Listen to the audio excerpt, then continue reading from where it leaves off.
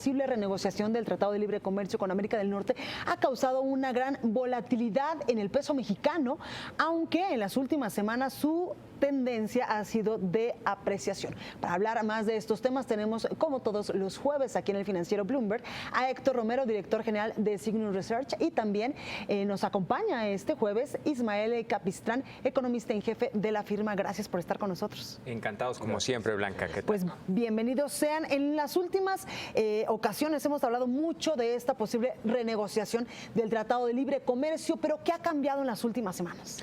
Mira, yo creo que ha habido mucho más claridad. Aquí hemos hablado desde que ganó el señor Trump en noviembre de posibles escenarios, ¿no? De hecho, unos días después de que ganó el señor Trump, 2 días después, vinimos aquí a plantear 4 distintos escenarios con distintas probabilidades, donde teníamos un escenario básicamente antes de Trump, es decir, todo regresa a una relativa normalidad.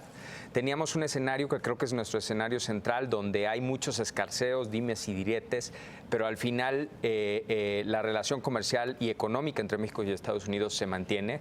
Tenemos un escenario mucho más deteriorado, donde efectivamente hay más que escarceos, aranceles, y hay cuestiones que definitivamente afectan nuestro comercio, y un escenario que le llamábamos catastrófico, donde básicamente la relación temporalmente se detiene, la relación comercial, ¿no? A mí me parece que, punto número 1, los intereses económicos que hay a ambos lados de la frontera son demasiado poderosos, ¿sí?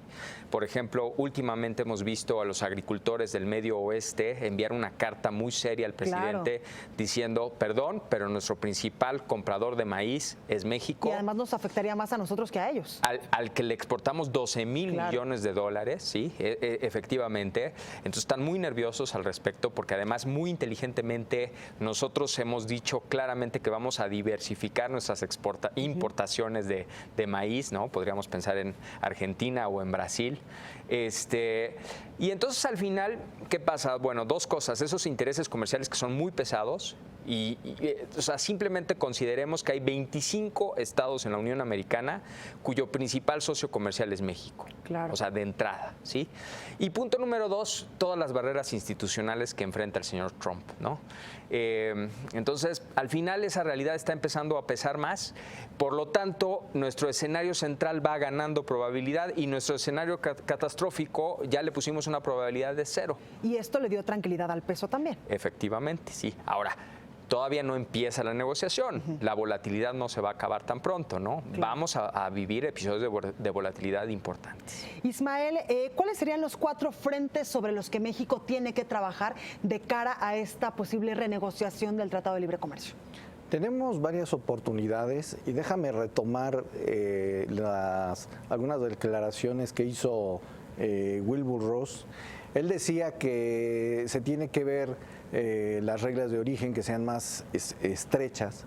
Pues eso a México le conviene, porque si bien la parte del contenido de lo que se produce es básicamente de la región, de México, de Estados Unidos y Canadá, cualquier otra empresa que no sea de la región, que se venga a establecer en México, va a tener que tener mayor contenido de la región, o en especial de México, y creo que esto es una buena oportunidad para terminar la cadena productiva.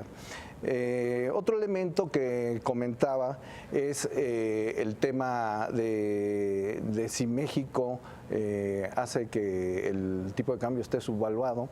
Pues pienso que la subvaluación le está dando el mercado. Creo que sí existe una subvaluación, pero es básicamente un fenómeno de mercado, precisamente provocado por toda la serie de declaraciones que hizo Donald Trump al principio de su mandato y durante su campaña, pero que pues no hay ninguna política de parte del gobierno de México para mantener subvaluado el tipo de cambio. En todo caso, al contrario.